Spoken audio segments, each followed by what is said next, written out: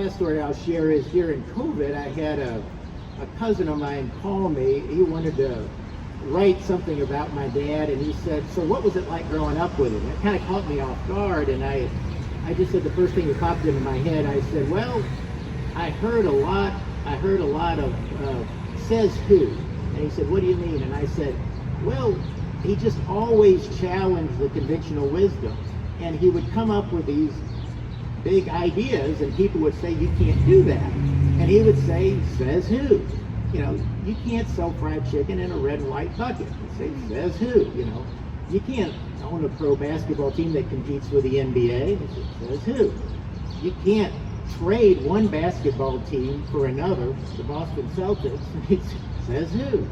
You can't announce you're running for governor with 7 weeks to go in the primary. And he says who? And I said it was a wonderful lesson to learn as a child, to always question your doubters and then do it anyway and not be afraid of failure.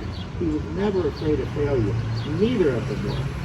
And so my hope for the city, when young people see this banner and they have a big idea for the city or a small one, and someone tells them they can't do it, I hope they say, says who?